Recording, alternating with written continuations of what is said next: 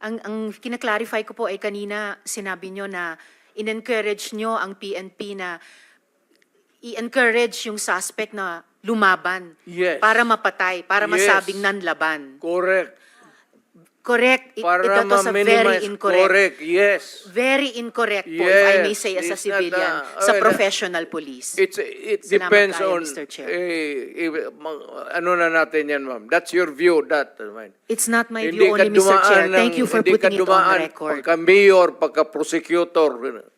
Ako, alam ko, dumaan ako, prosecutor, mayor, presidente, alam ko ang trabaho ko. Sabihin mo, putang ina, huminto kapag hindi, tutudasin kita. Yun ang, lalo ng pulis. Putang ina itong mga pulis. Pagka pumasok yung pulis doon, hindi mo sabi, hoy pulis, huminto ka. Puntahan mo yung pulis, sabihin mo, mga pulis, kung mga tao na harapin ko, o total, let us be, labas na lang natin yung, pati yung lungwahe. Pero Mr. Chair, forgive me for interrupting. Hindi, Speaking of patapusin mo lengguwahe, muna ako. sorry sir, Mr. Chair, baka maaring ang resource person tumigil magmura kasi bahay natin itong Senado eh. Salamat kaayo, Thank Mr. you, Chair. thank you. Hindi tayo Mr. President, magkaintindihan Mr. dyan. President, sir, excuse me, sir. Senator Bato. Yes. Senator, may I Yes, sir. Go ahead. interject? Lahat itong sa right side ko, dumaan ito ng Chief of Police, Police Director. Puro commander ng death squad yan. I thought there was no existence. Trabaho ng pulis yan. Literally, hindi mo sabihin ng death squad. Yung isang senador, yan ang nakaupo dyan, si Senator De La Rosa. Death squad rin yan. Because they were police directors handling the controlling crimes in the city. So pag sinabi mong death squad, it's a very loose term na ginagamit mo lang parang ganon isili. Lahat yan sila, ito, si Danao, ayan o. Nagdadasal kasi sa kasalanan niya siguro. Magkano bang, ilan bang pinatay mo? Dumaan yan. Ito, De La Rosa. Tanungin ko sila ngayon. Tanungin ninyo. Openly, lahat yan dumaan pagka-police chief. Pati yan si Gamboa. Tanungin ninyo. Danao, kung may utos ba ako na patayin ninyo yung tao na nakatali yung paa, pati kamay sa likod, or assassinate them. Ang sinabi ko, ganito, prangkahan tayo, encourage the criminals to fight. Encourage them to draw their guns. Yan, buhay yan. Ayan ang sila, yan ang instruction ko. Pati yan si Kuy. Encourage, pati yan si De La Rosa, encourage them lumaban. Pagka lumaban, patayin ninyo para matapos na ang problema ko sa siyudad ko. Tangina yan. Noong na-presidente ako, ganun rin sa command conference. Diyan sa Malacanang. Yan ang utos ko. Bakit ko pagbigyan important? Mag-criminal, they go after the innocent people robbing. Mabutit na lang sana kung aakyat ng bahay. Mayor ako matagal. Aakyat ng bahay, magnakaw, re-rapin yung bata, re-rapin yung babae, tapos papatayin. Kung ikaw ang mayor, how do you deal with the problem? Ano Mr. kaya ang tingin ninyo sa... I'm sorry to tell you, I'm sorry to express to the nation. unforgiving ako. Hardliner. Alam nila yan. Pati pulis. Pati pulis alam nila. They are not ready siguro to talk about it. Sinabi ko yan sa mga pulis. Putang ina kayong mga pulis. Pag pumasok kayo dyan sa droga, kayo ang mauuna. Mr. Chair. No need to strike it out if that is the real way that the mayor then phrased his sentence. Yes, Mr. Chair, with the indulgence of the SP Pro Tempore. Says Senator Risa. Opo, Mr. Chair, kasi siguro napansin, pati ng former president, yung shock ng lahat. Bakit, sir, yan ba ang trabaho ng pulis? Na pumatay ng mga suspected criminals? Sir, yung mic nyo. Pag dumaban, bakit Iba sila po yung pagka-express kasi kanina, so I had to clarify. Bakit Salamat, sila- SP Pro Tempore. bakit sila Salamat, Mr. makamatay? Chair. No. Hindi yan ang tanong ko. Talagang, napaka hindi magandang impression po ng mga statements kanina. Kaya I appreciate the candor of Yusek Kuy at pati kanina ni General Danao Look, ma'am, about it. may I Salamat tayo, Mr. interrupt Chair. you? I'm done, Mr. Chair, for now. Kindly. Go ahead, sir. Itong mga to, ma'am, galing ito ng mga sa Academy PMA. Hindi ito mga bubo. Hindi rin ito papayag na utusan mo ng illegal. Doon yan sa Academy nila, sa PMA, they are from there to, yung ano talaga yung batas. Kaya pag inutusan mo yan, sabihin mo, patayin mo, sabihin, sir, mukhang hindi pwede yan, sir. I tried. Ako mismo, I tried. Ako, marami ako, patay mo, sir. Kulong mo na lang natin, sir. Total. Sabi ko siya, siguraduhin mo lang na hindi ma-release. Kasi gagawa ng kalukuhan yan uli. And they will mag-hold up na naman yan. Yan ang lalo na yung mga kaso na magnakaw tapos mag-rape tapos magpatay o Mr. Chair. Can we let the president complete his sentence? What were you trying to say, sir? That Yes, pagka mag-rape, magpatay, magnakaw, magpatay, and then what do we do with them? ganun na lang ang sadness ko sa trabaho ko.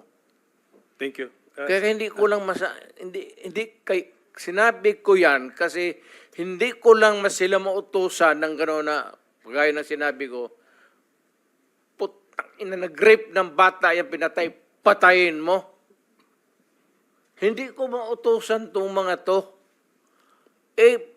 Sabi ko, karamihan sila PMA, hindi maniwala yan ang ganon. Sabi man, sir, mahirap yan. Kulungin na lang natin, sir. Walang dumaan yan sila sa... There was never a time na sinabi ko, patayin ninyo yan. Minsan yung harap-harapan sa crime scene, nakita ko yung bata, 3 years old, rape, patay, tapos nandoon yung tiyuhin. O sinabi ko, putang, patayin mo. Out of outrage. In the moment of outrage yung, putang, patayin mo. Sir, kulungin na lang natin yan, sir. Ano nangyari doon, Mr. President? Yung insidente na yun, napatay nga yung tito? Pinatay? Hindi. Hindi. Hindi. Mr. Chair. Yes, Senator Risa. Alam ko po na matatalino mga taga-Philippine Military Academy. Hindi po yan ang issue. Ang kinaklarify ko po ay kanina sinabi nyo na in-encourage nyo ang PNP na i-encourage yung suspect na lumaban. Yes. Para mapatay, para Yes. masabing nanlaban. Correct. Correct. Para Ito to sa very ma-minimize. incorrect. Correct, yes. Very incorrect po, if I may Yes, say as a it's not, civilian, well, sa professional police. It Salamat depends kayo, on, Mr. Chair. ano na natin yan, ma'am. That's your view, that. Mine. It's not my Hindi view ka only, Mr. Chair. dumaan Thank you for hindi ka putting it on dumaan record. Pagka-mayor, pagka-prosecutor. Ako, alam ko, dumaan ako, prosecutor, mayor, presidente, alam ko ang trabaho ko. Yes, Yan ang salamat kayo, totoo Mr. dyan. Chair. Hindi ka nagdala ng syudad eh. You never Totoo had po, a Mr. chance Chair. to solve the problem of a community. Thank you, Mr. President. Thank you for Senator putting it on Hindi record, tayo Mr. Chair. magkaintindihan dyan. Senator Estrada has the floor. Thank you, Mr. Chair. At Alam kung niyo, pabalikin ako, sir, gagawain ko uli yan. Dublado. Your Honor, silence, please. Osaa, silence the gallery, and those who will do that again, exclude them from the hearing hall. Gallery, please do not encourage me. Huwag nating kalimutan, may bombshell na inamin ang dating presidente kanina.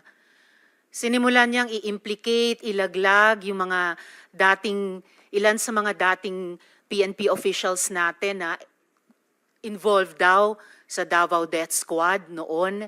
Pero sila mismo, sinabi nila na may death squad sila. Siya. Bagamat hindi daw pulis, may death squad siya. Yun yung iniimbestigahan nga natin dito, Mr. Chair. Yung war on drugs, yung extrajudicial killings na nangyari nung war on drugs, sinimulang modelo sa Davao noon, tapos iniimbestiga natin kung yun ang ginamit na template o modelo para i-scale up nationwide. So, bombshell yung sinabi po ng dating presidente na meron na silang death squad, anuman ang pangalan yan, police o non-police ba yan, kasi it looks like what we are investigating now, yung ginamit na instrumento para sa war on drugs na nagbunga ng napakaraming extrajudicial killings. You are For the record, Mr. Chair. correct, ma'am. React, sir. Tama Thank you, ka talaga. Mr. Chair. Tama ka talaga. So, ganito na lang. Huwag na lang yung pulis. Kawawa yan, wala yung sa experience, Davao, ako. Imbestigahan niya ako. Set a date for an investigation para sa akin. Ako ang imbestigahan ninyo. At kunin ninyo yung record sa Davao yung namatay. At sabihin ko sa inyo kung wala akong taguin. Alam mo, nag-warning ako, huwag kayong gumawa dito. Kasi gusto ko ang Davao. Ang Davao was a very kawawa noon. Alam ninyo, sir, alam panahon ng NPA nung hindi pa ako mayor, kita mo ang Davao. Left and right ang hold up, walang makalabas sa bahay. Pati mga pulis takot. Kasi nandyan yung mga NPA, pinapatay sila. Kaya sinabi ko, nag-agyat ako sa bukid, nung na-mayor ako, sabi ko, ayaw ko ng away sa inyo. Pero yung mga pamilya ninyo, nandyan sa syudad natin, yung mga top honso ng Communist Party, bilangin ninyo sa ilan ang taga Davao. Saan ang pamilya nila? Sa Davao. Kaya umakyat ako sa bukid. Sinabi ko, stop it. Huwag ninyong patayin ang mga pulis ko kasi putang ina yung pamilya ninyo. Yayariin ko yan. Mr. Chair, if I may, dahil matagal na po yung sa NPA, kung maaring mag-follow-up question ako sa dating presidente Go ahead, ng sir. Death Squad. Mr. Chair? Salamat Go ahead, kaayo, Senator Mr. Risa. Chair. Kanina, sinabi nyo there were 7 people dun sa inyong self-described death squad. Ano po yung mga pangalan nila? At paki-describe yung structure ng organization na sinet up nyo, yung death squad na iyon. Yung death squad ko, ang death squad ko, ma'am, is, of course, it is organized.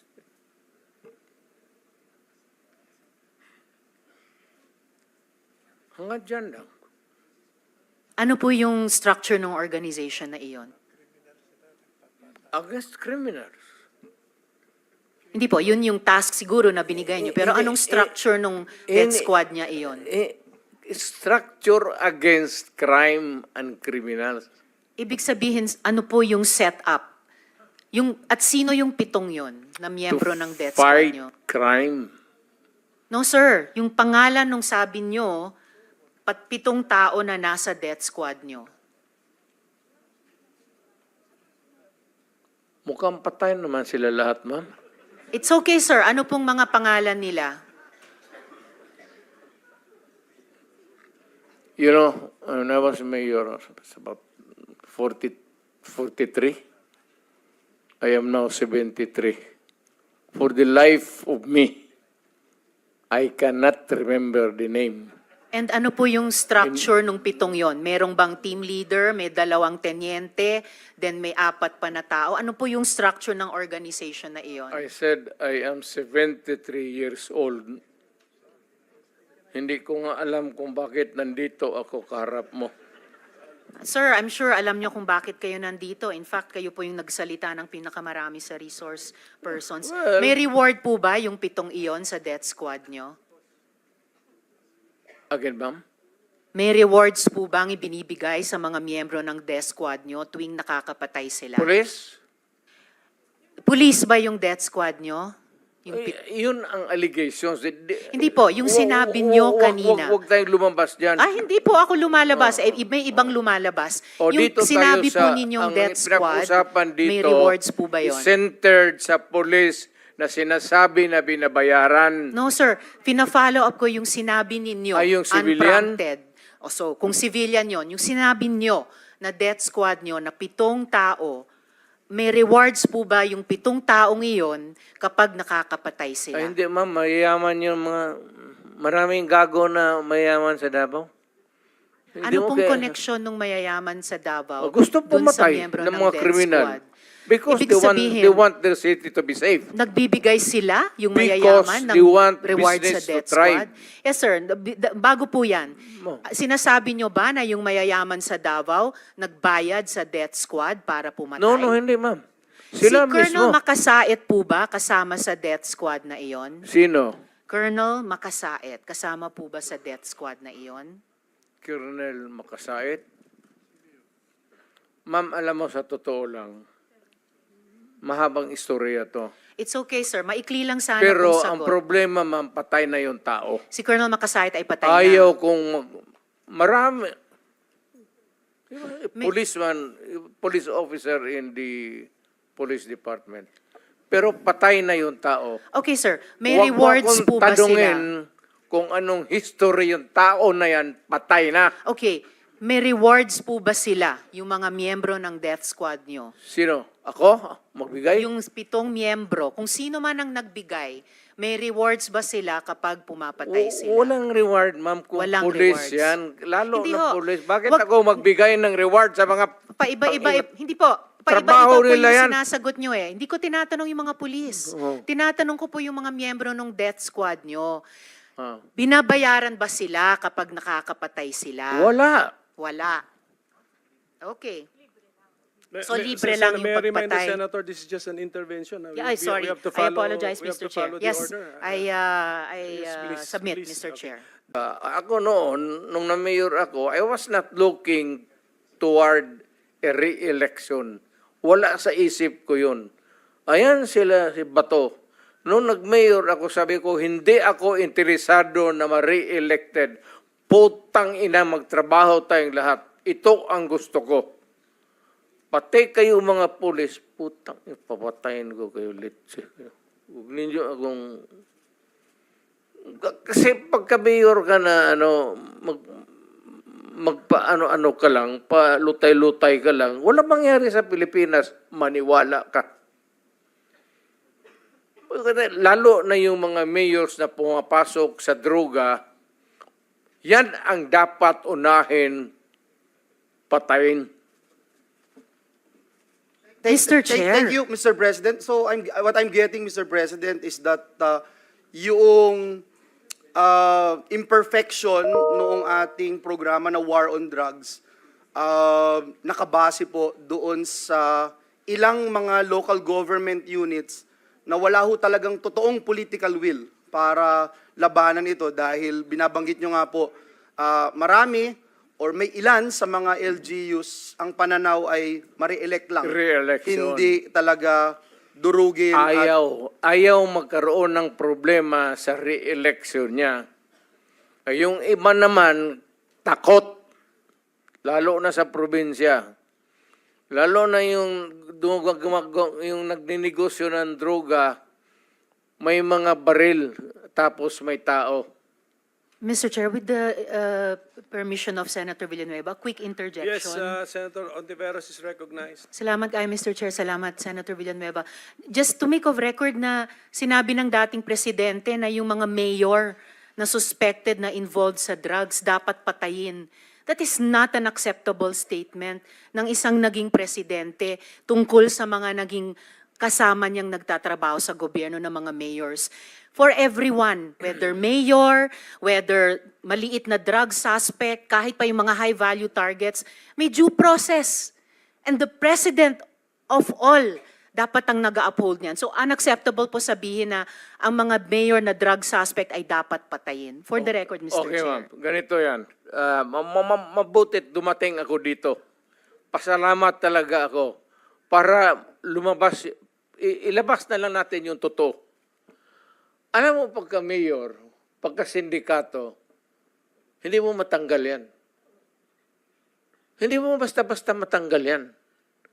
And they are there, so many stories abound. Hindi na ako kailangan magbigay ng example sa inyo.